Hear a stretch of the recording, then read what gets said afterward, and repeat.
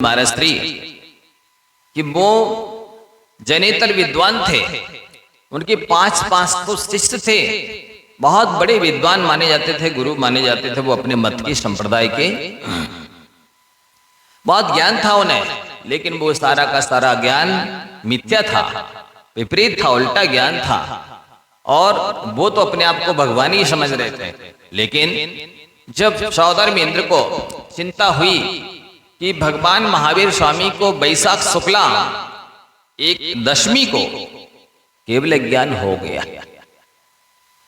कब हुआ था केवल ज्ञान? वैशाख शुक्ला।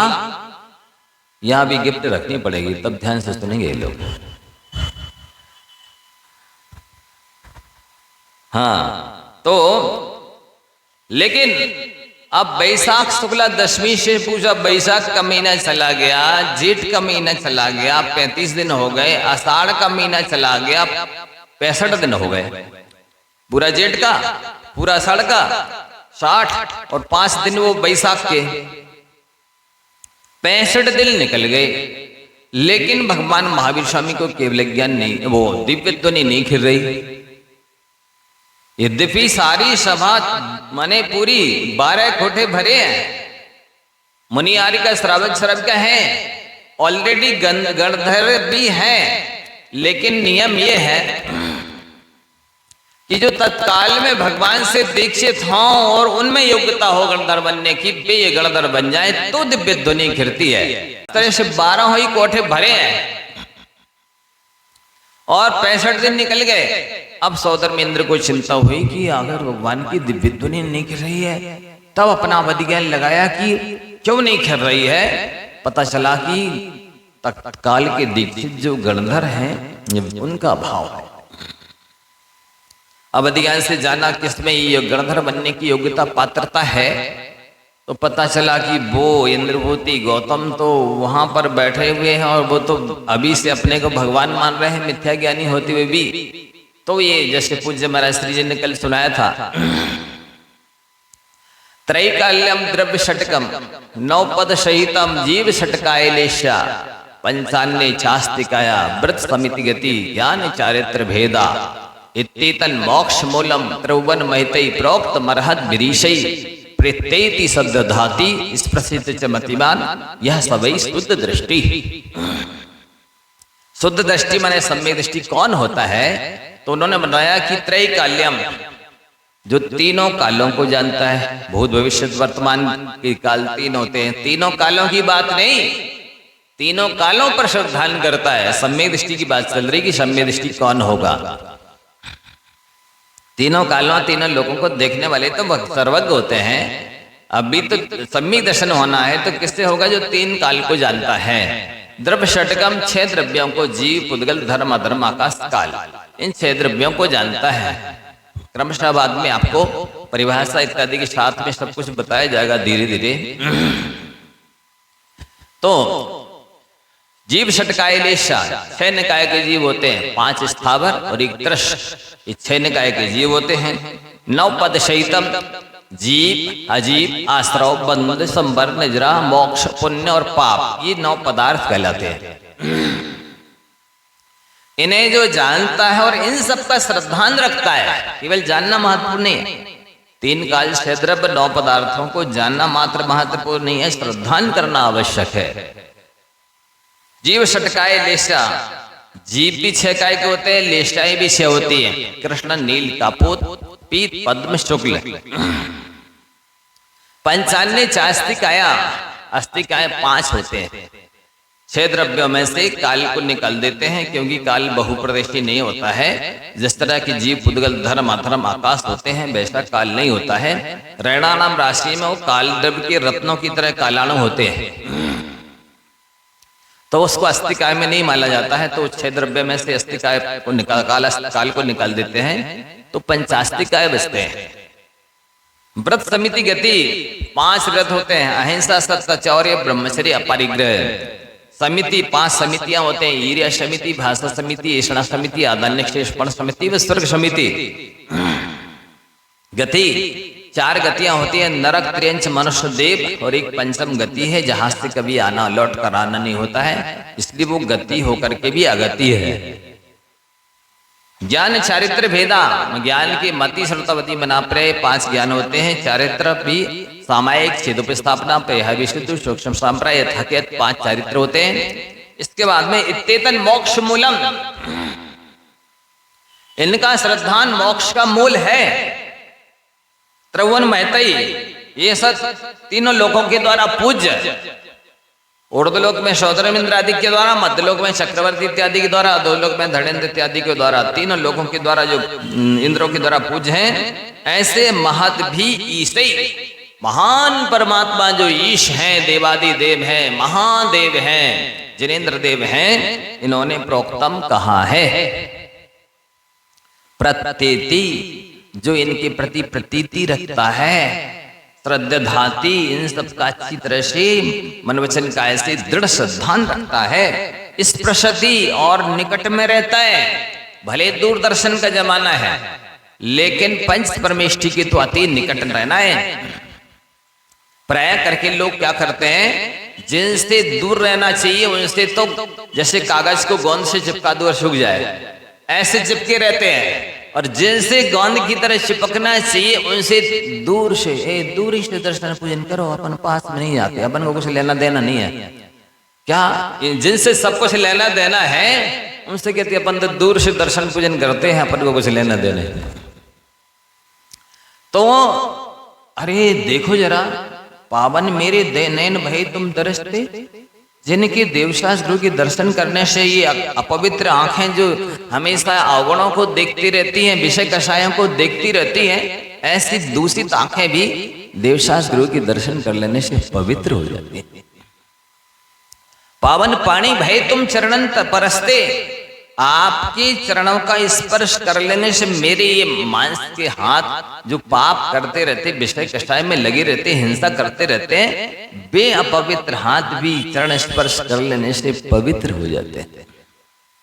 लेकिन एक बात ध्यान रखना चाहिए, देखो महाराज जी जब बैठे हैं आप चरण छू सकते हैं, लेकिन वस्तुतः तो न्याय नीति ये है, जैसे आप भगवान की दर्शन पूजन अभिषेक करते हैं, नहा धोकर के शुद्धि के वस्त्र पहन करके हाथ धोकर के चरण छूते कि नहीं, ऐसे ही साधु परमेष्ठी की चरण छूना चाहिए।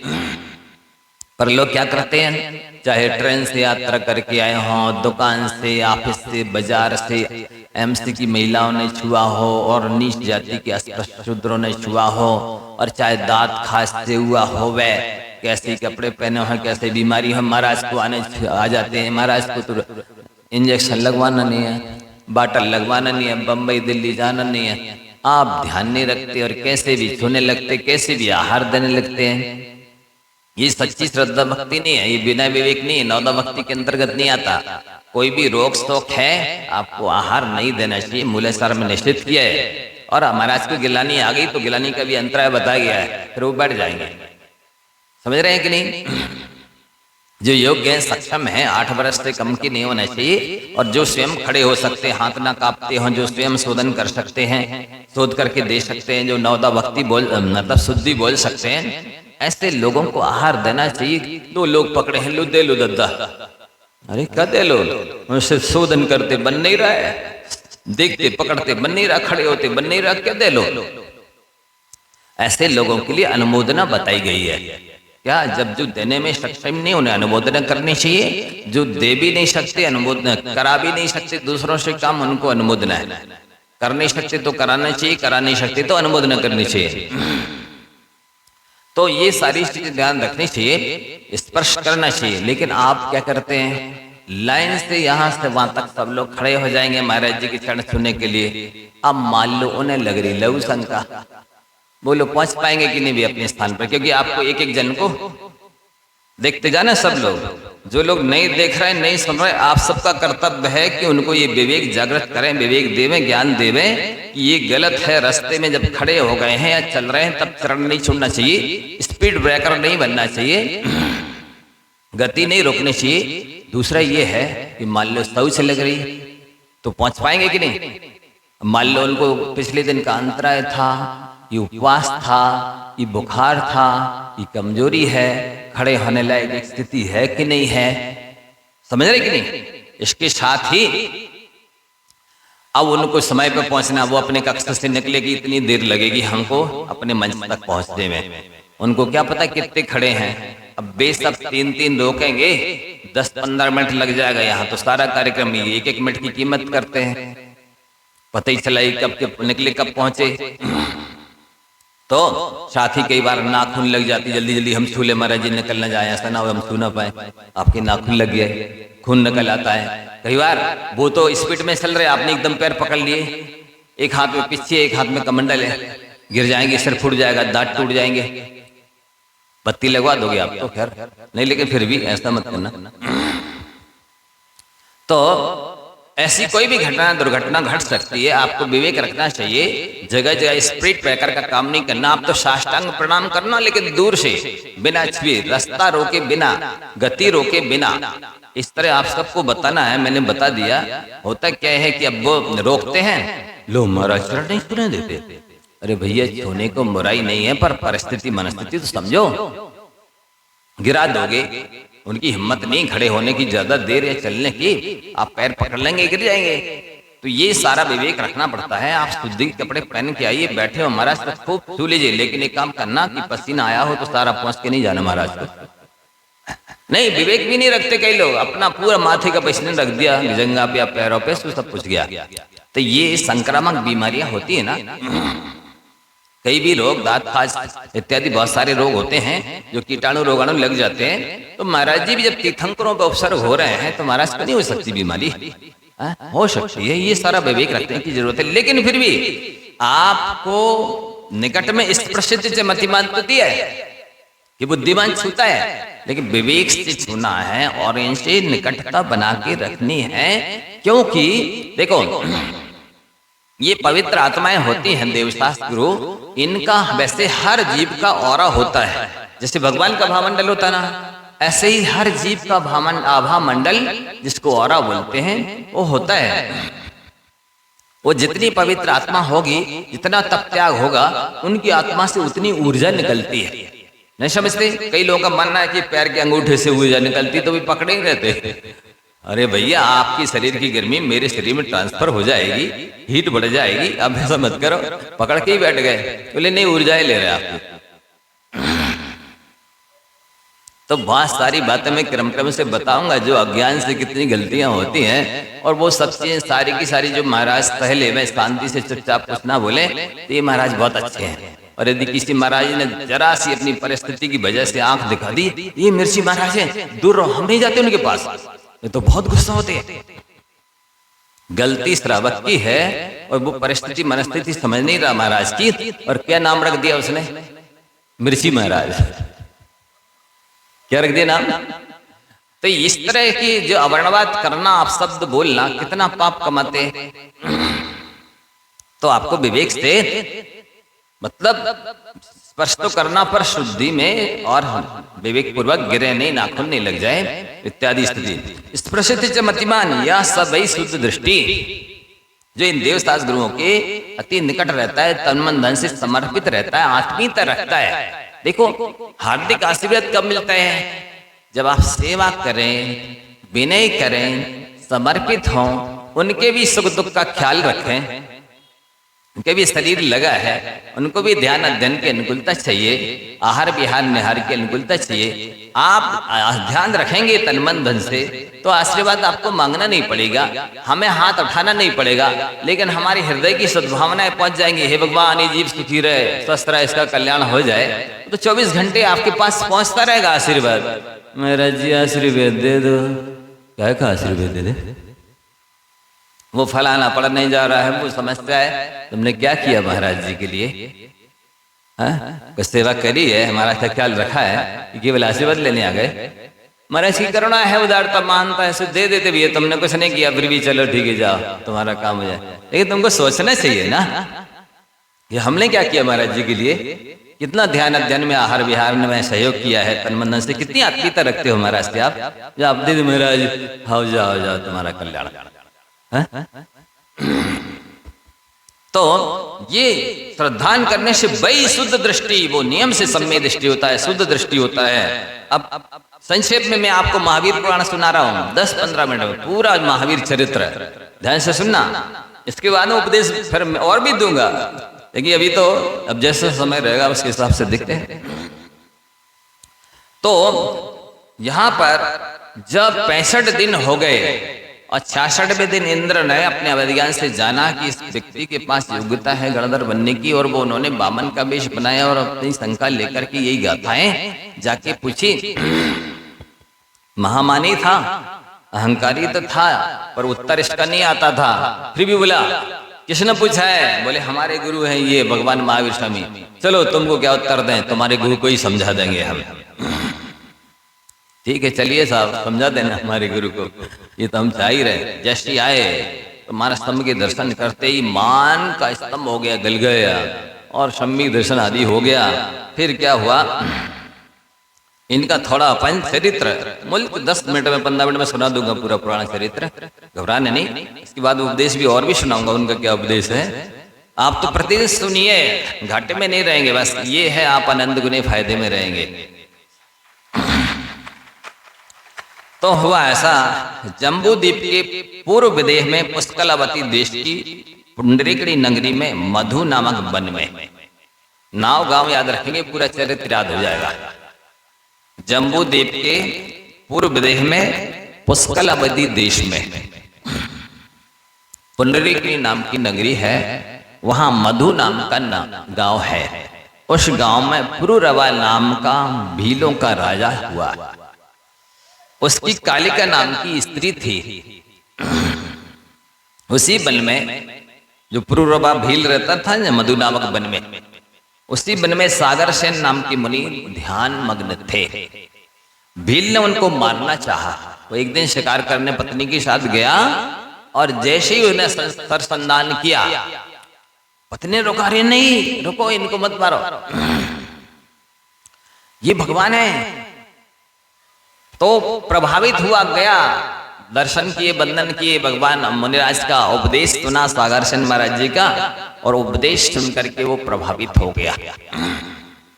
देखना भील से भगवान कैसा बना, मारीच से महावीर कैसा बना है, ये आपको कथा और गाथा सुनाई जा रही है। आप सुनेंगे तो समझेंगे क्या महत्व होता है, क्या त्याग किया है। सबसे पहले मद्यमांस मधु का त्याग किया है। लोग क्या है त्याग से डरते हैं, अज्ञान और मोह की वजह से त्याग से डरते हैं। ये महाराज के पास नहीं जाना, कोई नियम ना दे दे, तुम तो दूर, कुछ माताएं होंगी, ए बेटा तुम दूर ही से दर्शन कर आइयो, नहीं कोई नियम दे दे महाराज। क्या समझते नहीं है नियम का क्या महत्व है। अब उसको उस दिन मैंने छोटी सी कहानी सुनाई थी, फिर से सुनाऊंगा मैं। देखो दो व्यक्ति थे, एक मित्र थे, दोनों आपस में मित्र होने पर भी वो एक ही जाति के नहीं थे। एक जैन था, एक जैनेतर था। आपस में मित्रता तो थी, पर धर्म के मामले में बहुत अपने अपने धर्म में कट्टर थे। तो हुआ ऐसा कि उस व्यक्ति को वैसे सामान्य से ऐसी घृणा नहीं थी जैन धर्म से, लेकिन पहले इतनी कट्टरता इस टाइप की जिससे वर्तमान में है ना, वैसे पहले नहीं थी। तो वहां लिखा था जैनेतर शास्त्र में, हस्तिना पीठ माने पी ना गच्छे जन मंदिरम, हस्तिना पीठ माने पी ना गच्छे जन मंदिरम। यदि आप यहां सकरा रास्ता है, आप इधर से जा रहे हैं, उधर से हाथी आ रहा है, तो हाथी भले को चल दे, पर जन मंदिर कहलाता है वेश्यालय और मदिरालय, उसमें भूल कर नहीं घुस जाना, ऐसा लिखा था। तो लोगों ने ईर्ष्या और द्वेष, बस किससे ईर्ष्या द्वेष, जैन धर्म से ईर्ष्या द्वेष होने की वजह से, अज्ञान मोह की वजह से उस जा के ऊपर दो मात्राएं चढ़ा दी, हस्तना पीठ माने पी ना गच्छे जैन मंदिरम। क्या कर दिया, अर्थ ये था कि हाथी को चल दे पर वेश्यालय और मंदिरालय में नहीं जाना। पर अब जब जाके ऊपर 2 मात्राएं चढ़ा दी तो अर्थ हो गया कि भले हाथी कुचल दे लेकिन भूल करके भी जैन मंदिर में नहीं चले जाना। क्या अर्थ हो गया? अर्थ बदल गया ना। अभी जैन मंदिर का अर्थ वैश्यालय मंत्रालय था, अब क्या अर्थ हो गया? जैन मंदिर नहीं जाना। अब बेचारे ने ऐसा सुन लिया, वैसी धारणा बना ली। ऐसे ही प्राय होते ही है, जैनों में भी ऐसा होता है। जैन समाज की एक विशेषता मालूम आपको क्या है? जैन समाज में बिना पढ़े लिखे, बिना फीस के, बिना मांगी सलाह देने वाले वकीलों की कमी नहीं है। किसकी कमी नहीं है? वकीलों की कमी। सलाह 1 से मांगो 1000 देने तैयार है, सहयोग 1000 से मांगो 1 से भी मिल जाए तो नसीब है। समझ लेना। तो आप लोग ध्यान से नहीं सुन रहे, बोले याद हो गया मैंने क्या बोला? सलाह 1 से मांगो 1000 देने तैयार है, सहयोग 1000 से मांगो 1 से मिल जाए तो बहुत बड़ी बात है। तो ऐसा है, तो सलाह तो देते रहते लोग, शास्त्र नहीं पढ़े उनने, लेकिन अरे फलानी अष्टमी को तत्व शुद्ध नहीं पढ़ना, अरे फलानी रात को भक्तामन नहीं पढ़ना। ठीक है, उसने बंद कर दिया। क्यों जी क्यों बंद कर दिया? अरे वो फलानी कह रही थी, उसको फलानी वो सिद्धांत शास्त्री मान लिया, इनने गुरु मान लिया उसको, वो इनकी आदर्श बन गई। और इन्हें नहीं पूछा कौन से शास्त्र में लिखा? जी कौन से शास्त्र में लिखा तत्व शुद्ध नहीं पढ़ना था, अष्टमी चतुर्दशी और रात को भक्तामर नहीं पढ़ना? नहीं पूछेंगे बे। महाराज की बातों पे भले ही विश्वास न करें, सिर के ऊपर से निकल जाए उनके, लेकिन फलानी ने कह दिया था तो वो तो उनको पत्थर की लकीर हो गई। अब वो बंद कर देंगे, पूछेंगे नहीं कौन से शास्त्र में लिखा। तो हुआ ऐसा कि उसने विश्वास कर लिया कि हाथी भले को चलते लेकिन जैन मंदिर में नहीं जाना। और एक बार वो जब भी कभी निकलता जैन मंदिर के सामने से, इधर जैन मंदिर है, सामने धर्मशाला है, गुरु महाराज का उपदेश हो रहा है, तो वो ऐसे निकलता, देखो नीचे सिर कर लिया, आंखें और आंख कान बंद करके निकल जाता। क्यों? भगवान ना दिख जाए और कान में कोई शब्द ना पड़ जाए। तो अब एक दिन वो जा रहा था, तो हुआ ऐसा कि वो गुरु महाराज का उपदेश हो रहा था, श्रद्धालु भक्त लोग श्रद्धा से, विनय से, भक्ति से सुन रहे थे। वो ऐसा जा रहा था और उसको पैर में ठोकर लगी, वो पट्टा, तो वो गिरने को हुआ, तो उसके हाथ कान से निकल गई, संभालने के लिए जमीन में टिक गए। अब वो उसके कान में एक बात पड़ गई, जल्दी से उसने उठ के बंद तो किए कान, पर एक बात पड़ गई कि देवों की परछाई नहीं होती। क्या नहीं होती? देवों की परछाई नहीं होती है। तो अब बस उसने सुन लिया, और अब क्या करे, वो तो बनेगा कान में। लेकिन स्थिति ये थी, वो परेशान था, उसकी महिला को कोई परेशान करता था। वो कैसे परेशान करता था? तो उसने कहा यार एक शब्द कान में पड़ा है कि देवों की परछाई नहीं होती है, ये जो मेरी महिला के पास आता है मैं देखूंगा इसकी परछाई पड़ती कि नहीं। उसने जब जिस दिन वो आया तो परछाई पड़ रही थी, तो अब ये तो निर्णय हो गया कि ये देव तो नहीं है, क्योंकि इसकी परछाई है और देवों की परछाई नहीं पड़ती है। तब हुआ ऐसा कि उसके ये निर्णय करके, ये कोई अंजन विद्या सिद्ध व्यक्ति है, आंखों में अंजन लगा करके आता अदृश्य होकर के, तो दूसरे दिन उसने ऐसी व्यवस्था कर रखी थी, करें समझते कि माछ लग जाए तो खुजली होती है, वो फैला दी और इस तरह के धूप घट रख दिए मुंह बंद करके। जब वो आया तो उसने खोल दिया और कमास लगी और उसने खुजली लगी और धुआं लगा, सो आंखें मली तो वो अंजन निकल गया तो दिखने लगा तो उसने पकड़ के और अरेस्ट करवा दिया और हमें उसको आजीवन कारावास हो गया, ये हमेशा के लिए समस्या से बरी हो गया। अब इसका माथा ठनका कि अरे देखो, हम घृणा कर रहे थे, द्वेष कर रहे थे दर्शन करने से, प्रवचन सुनने से, ये तो एक शब्द ने मेरी समस्या ही मिटा दी। धोखे से जो पड़ गया एक शब्द कान में, उससे ही मैं समस्या से बरी हो गया। नहीं, मुझे नहीं रखना घृणा द्वेष ईर्ष्या। मैं जाऊंगा अपने मित्र के साथ दर्शन करने भी जाऊंगा और उनके गुरु महाराज के दर्शन प्रवचन भी सुनूंगा। अब उसने क्या किया, घड़ी बहुत जल्दी जल्दी चल रही है, इसलिए मुझे आकुलता सी हो रही, हार्ट की घड़ी सी बढ़ने लगती है मेरी। तो इस कहानी को तो मैं बाद में सुनाऊंगा, नियम का क्या महत्व है, आगे क्या हुआ। अभी तो उसकी अब लगन लग गई और वो दर्शन करने लग जाने लगा और प्रवचन भी सुनने लगा। अब आगे क्या होता है, यहाँ पे इस पुरुरवा भील ने भी नियम ले लिया। गुरुदेव मैंने आपने मध्य मांस मधु के बारे में बताया है, हानि लाभ गुणदोष बताए हैं कि लेने से क्या हानि है, नहीं लेने से क्या लाभ है, और लेने से क्या दोष है, नहीं लेने से क्या गुण है। ठीक है, आज से मेरा मध्य मांस मधु का त्याग। अब भील मर करके उस मध्य मांस मधु के त्याग के प्रभाव से सौदर्म स्वर्ग में बहुत रिद्धिधारी देव हो गया। सौदर स्वर्ग में उत्पन्न हुआ, वहां के सुख भोग करके और चल के आया अयोध्या में। प्रथम तीर्थंकर भगवान ऋषभ देव के प्रथम पुत्र भरत चक्रवर्ती का पुत्र की अनंतमती रानी से ज्येष्ठ पुत्र हुआ मरीच नाम का। कौन?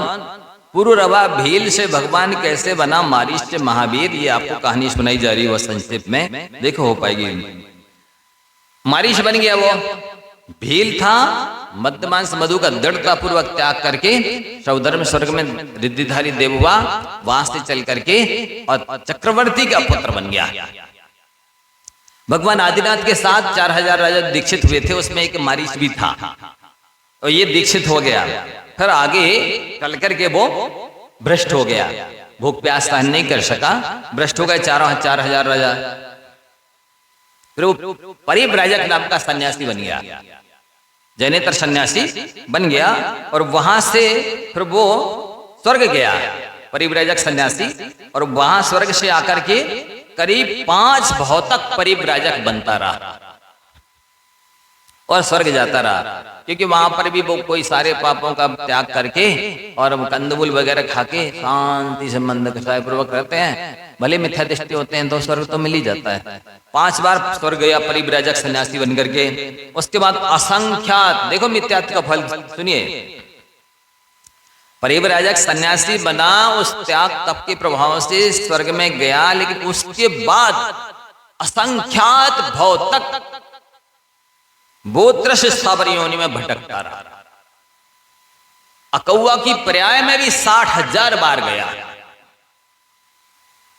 फिर वहां से भटकते भटकते फिर ब्राह्मण हुआ, परिव्राजक सन्यासी फिर बना, फिर 5वें स्वर्ग में गया। फिर वहां से सौम्या देश के पौदनपुर में त्रिपृष्ठ नामक नारायण हुआ। त्रिपृष्ठ नाम का नारायण सला का पुरुष हुआ। फिर वहां से मरकर, देखो नारायण जो बनते ना, वे पहले भाव में मुनि बनते हैं और मुनि मन की निदान करते हैं कि मैंने जो तपस्या की है, यदि इस तपस्या में कोई ताकत है तो अगले जन्म में ऐश्वर्यशाली महापुरुष बन जाऊं। इस टाइप का निदान किया तो वो त्रिपृष्ठ नाम का नारायण बना। तो वो नारायण की गति आपको मालूम ही क्या होती है, प्रति नारायण का वध करके नारायण भी ये सब अधोलोक में जाते हैं। तो प्रथम नरक गया, त्रिपृष्ठ नारायण तो मर करके सप्तम नरक गया। देख लो निदान का फल ऐसा होता है।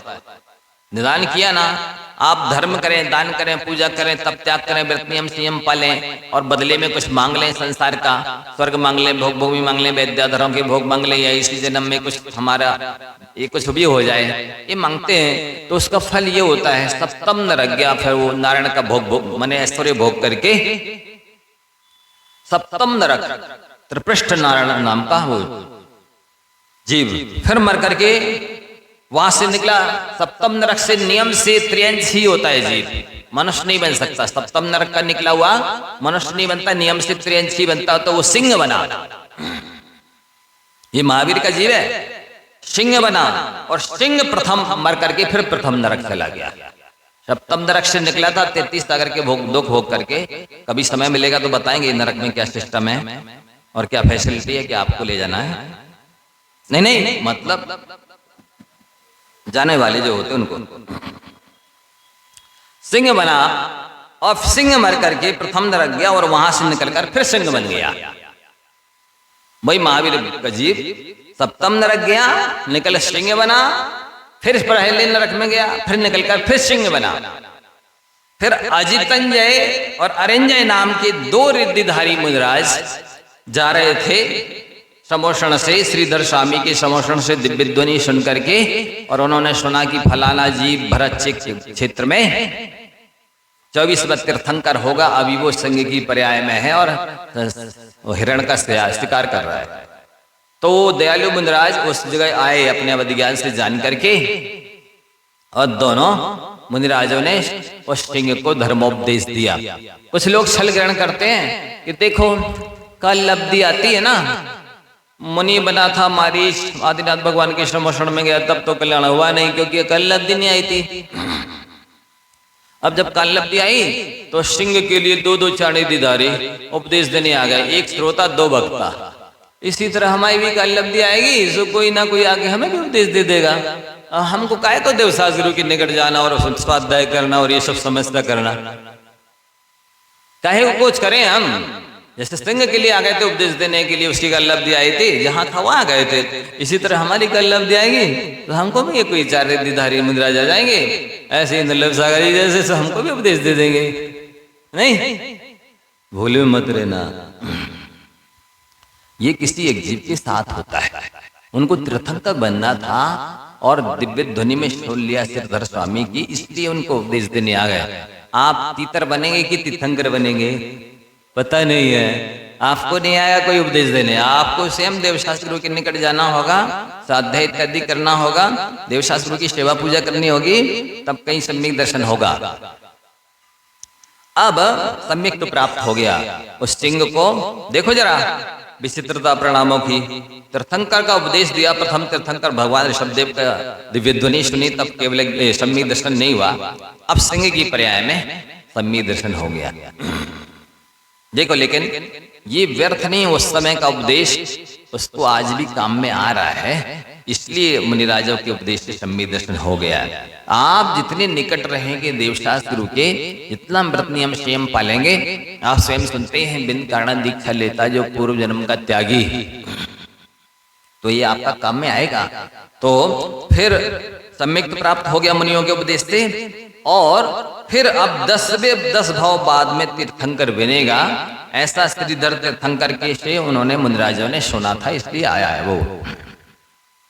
अब मुनिराज ने शेर से कहा, शेर ने श्रावक के व्रत भी ले लिए। देखो जरा, सुनते अपन लोग पढ़ते हैं, सुलझे पशु उपदेश सुन, क्यों ना सुलझे पुमान, नाहर से भय वीर जिन, गज पारस भगवान।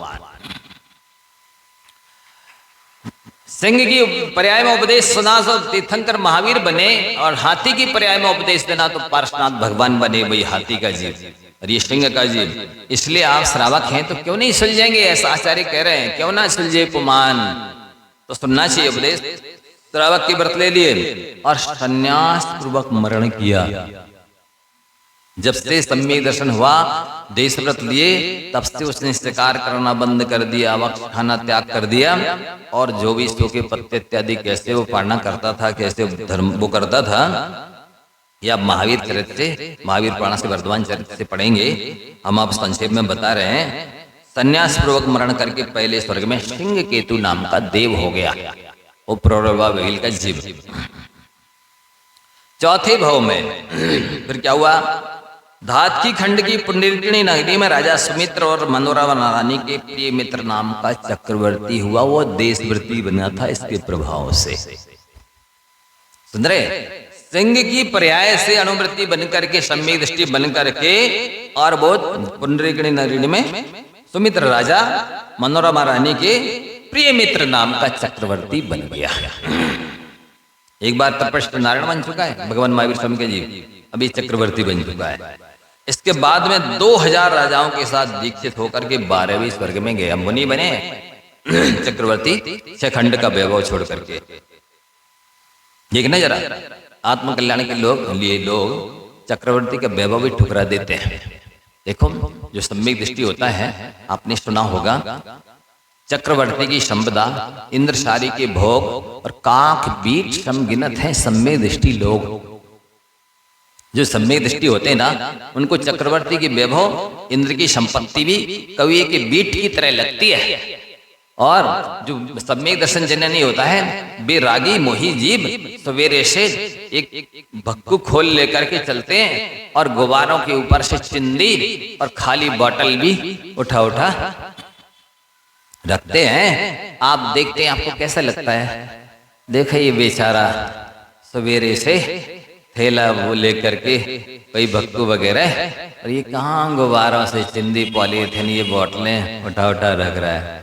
ऐसे ही जो साधु संत होते हैं ना, उनको भी लगता है कि ये देखो बेचारे सवेरे से कहाँ आरंपरिक विषय के साय में लगे हैं, उनको भी ऐसे ही लगता है। तो हुआ ऐसा कि वो चक्रवर्ती हो गया और चक्रवर्ती की वैभव को छोड़ करके और 2000 राजाओं के साथ मुनि बन गए। मुनि बनकर के तपस्या की, 12वें स्वर्ग में देव हुए। वहां से चल वहां के सुख भोगे, चल करके आए छत्रपुर में नंदीवर्धन राजा के नंद नामक पुत्र हुआ। अब यहाँ नंदी नामक पुत्र होकर के 16 कर्ण भावनाएं भाई और तीर्थंकर प्रकृति का बंद किया। तीर्थंकर प्रकृति के बंद करके 16वें स्वर्ग गए। वहां से भरत क्षेत्र में भरत क्षेत्र के विदेश देश के कुंडलपुर में राजा सिद्धार्थ की प्रियकारिणी त्रिशला रानी को 16 स्वप्न दिखे और फिर उनके यहाँ ये पंच कल्याणक पूर्वक तीर्थंकर के रूप में भगवान महावीर के रूप में अवतरित हुए। कल्पवासी देवों के यहाँ घंटा बजे, ज्योतिषी देवों के यहाँ सिंहनाद हुआ, भवनवासी देवों के यहाँ शंखनाद हुआ, यंत्रों के यहाँ अनहद बाजे बजे कि अब तीर्थंकर होते ना, तो इस तरह से उनके यहाँ ये सूचना होती है वाद्य यंत्रों के माध्यम से। जन्म कल्याण के समय सौधर में इंद्र ने 1 लाख योजन के ऐरावत हाथी पर आरूढ़ होकर के आए। 100 मुख जिस हाथी के होते हैं, एक एक मुख में 8-8 दांत होते हैं, एक एक दांत पर एक एक सरोवर होता है, एक एक सरोवर में 108 कमल होते हैं, एक एक कमल में 1008 पाखड़ी होती है, एक एक पाखड़ी पर एक एक अप्सरा नृत्य करते हुए आती है। फिर कभी विस्तार से बताएंगे, अभी तो बिल्कुल 5 मिनट के अंदर लगभग आपको चरित्र पूरा सुनाया जा रहा है। महावीर पुराण 1000 पैर बना करके सौदर में इंद्र ने तांडव नृत्य किया, जन्म कल्याणक बनाया। सुमेरु पर्वत पर 8 योजन गहरे, 4 योजन चौड़े, 1 योजन मुख वाले कलशों से जन्माभिषेक किया। फिर बालक्रीड़ा के लिए देवों को नियुक्त किया। इंद्र ने जन्म के समय वीर और वर्धमान ये 2 नाम रखे। संजय विजय मुनि महाराज को शंका थी और इनका दर्शन किया बाल्यावस्था में ही, उनकी शंका समाधान हो गया। देखो, जो विनय पूर्वक प्रवचन सुनते हैं, विनय पूर्वक शास्त्र पढ़ते हैं और विनय गुरुओं की सेवा माने श्रद्धा भक्ति से सेवा पूजा करते हैं, तो उनको भविष्य में फिर गुरु नहीं बनाना पड़ता है। समझ रहे हैं?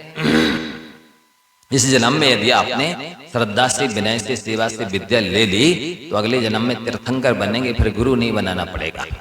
तो फिर उनका संदेह दूर हो गया। बाल्यावस्था के ही दर्शन करते हुए तो उन्होंने सन्मति नाम रख दिया। फिर संगम नाम के देव ने आकर के परीक्षा की इनके बल की, और ये निडर रहे, निर्भीकता पूर्वक सामना की, क्या तो उसने महावीर नाम रख दिया। इस तरह से वीर, अतिवीर, सन्मति, महावीर और वर्धमान ये 5 नाम हो गए। भोजन, वस्त्र, वाहन सभी स्वर्ग से आते थे और 27 तीर्थंकर 27 लड़ी का हार पहनते हैं। कितना? 27 लड़ी का जो हार पहनते हैं वो चक्रवर्ती की सारी संपदा से भी अधिक कीमती होता है। सुन रहे हैं? 6 खंड की विभूति चक्रवर्ती की होती है। आप पढ़ेंगे पद्मपुराण इत्यादि से तो आंखें खुली की खुली रह जाएंगी। इतना विस्तार, लंबा चौड़ा वैभव होता है। लेकिन वो भी कह रहे हैं जो तीर्थंकर हार पहनते हैं वो उससे भी ज्यादा कीमती होता है। फिर 8 वर्ष में ही इनकी अप्रत्यक्ष अनावरण कसाय का क्षपसम हो जाता है और ये देशव्रती बन जाते हैं। आप जैसे अणुव्रती नहीं बनते, पर उनके अणुव्रत हो जाते अपने आप। फिर माँ ने आग्रह किया शादी के लिए, तो इन्होंने देखा कि हिंसा का तांडव नृत्य हो रहा है, तो इन्होंने कहा ये हिंसा मिटाना है जगत से और मुझे तो मुक्ति बधू को वरना है, मैं शादी नहीं कराऊंगा। और फिर इस तरह से बाल ब्रह्मचारी रहते हैं। अब समय बहुत हो गया है, शेष चर्चा हम आपको बाद में सुनाएंगे। अब देशना आपके महावीर भगवान की ये हुई, सुनो 1 मिनट संक्षिप्त से। भगवान महावीर स्वामी ने राजगृही के विपलाचल पर्वत पर आज के दिन श्रावण कृष्णा एकम को ये प्रतिपदा बोलते हैं, जब दिव्य ध्वनि खिली थी तो मूल भगवान महावीर स्वामी का उपदेश था अहिंसा परमो धर्म। दया धर्म का मूल है, पाप मूल अभिमान, ज्ञानी दया न छाड़िए जब तक घट में प्राण। पाप का मूल अहंकार है, अहंकार होगा तो सारे पाप करने पड़ेंगे आपको। और धर्म का मूल दया है, दया होगी तो कोई धर्म ना करो तब भी स्वर्ग और मोक्ष को प्राप्त करोगे। ये महिमा है। भगवान महावीर स्वामी ने मुख्य रूप से 5 सूत्र दिए थे द्वादश अंग में। पहला अंग है पहलो आचारांग बखानो। आचारांग का वर्णन है, उस आचारांग में यह आचारवान सब पंडित, जो आचरण वाला है वही पंडित है। आपने धर्म को देखो, धरती इति धर्मा, यदि आपने धर्म को धारण किया है तो आप धर्मात्मा हैं। और जीवन में कुछ नहीं है, दर्शन पूजन तो करते हैं, नियम संयम संकल्प एक भी नहीं है, तो आप ये बिल्कुल भी धर्मात्मा नहीं है। तो उन्होंने 5 सूत्र दिए थे, अहिंसा, सत्य, अचौर्य, ब्रह्मचर्य, अपरिग्रह। आज के आदमी ने थोड़ा सा करेक्शन कर लिया उन सूत्रों में। आदमी क्या है, भगवान आदिनाथ स्वामी के शासन काल के जो शिष्य थे ना, वे सरल थे और भोले थे, तो उनको समझाना सरल था। और अजितनाथ से लेकर के पार्श्वनाथ भगवान तक के जो शिष्य हैं थे, वो सरल भी थे और समझदार भी थे, तो उनका कल्याण करना भी सरल था। महावीर भगवान के शासन कालों के शिष्यों की पहचान क्या है? इनकी पहचान ये है कि ये मूर्ख हैं और मायावी हैं। तो इनको कल्याण करना भी कठिन है और इनका कल्याण कराना भी कठिन है। बहुत वज्र मूर्ख हैं और वे कुछ ना कुछ डेढ़ अक्कल, बुनिया बुद्धि, एक्स्ट्रा बुद्धि लगा ही लेते हैं। हम उपदेश देंगे वो उसमें अभी सुधार कर लेंगे। जब उन्होंने महावीर के सूत्रों में सुधार कर लिया, क्या सुधार कर लिया? भगवान महावीर ने अहिंसा सूत्र दिया, उन्होंने धीरे से अहिंसा की आग को उठाया और सत्य के आगे जोड़ दिया। तो अहिंसा बन गई हिंसा और सत्य बन गया असत्य। और अचौर्य के आग को उठाया धीरे से, तो ब्रह्मचर्य के आगे बिठा दिया। तो अचौर्य बन गया चोरी और अब ब्रह्मचर्य बन गया अब ब्रह्म कुशील। तो वे क्या करने लगे? वो फ्रेंडशिप करने लगे, रिलेशनशिप करने लगे, सिचुएशन रिलेशन करने लगे, पता नहीं क्या क्या करने लगे। और अपरिग्रह के आग को निकाल के जेब में रख लिया, अर्थात धन जोड़ने में लग गए। तो भगवान महावीर स्वामी के 5 सूत्र सुधार दिए उनने। तो महावीर के सूत्र क्या सुधारे? अब इनका सुधरना कठिन हो गया, इनको सुधारना हमें कठिन हो गया। इसलिए अब इनका उपदेश हम सुनाएंगे क्रम क्रम से। आप लोग डरना नहीं, जो कुछ कहें समझ लेना हमारे कल्याण के लिए कहा जा रहा है। हम आपका कल्याण चाहते हैं, भला चाहते हैं, हित चाहते हैं, लाभ चाहते हैं, उद्धार चाहते हैं, आगे बढ़ाना चाहते हैं, ऊपर उठाना चाहते हैं। आप तो जो कुछ कहें सो कहना जो आज्ञा गुरुदेव, आपकी आज्ञा श्रोतारी है। आप तो केवल आशीर्वाद दीजिए कि हम आपकी आज्ञा का पालन कर सकें। समझ गए कि नहीं? इसके बाद ना नहीं करना। घड़ी देख करके मेरे हृदय की गति बढ़ गई है, इसलिए मैं आज यहीं पर विराम लेता हूँ। आगे की बात क्रम क्रम से आपको सुनाई जाएगी। जावाणी के ज्ञान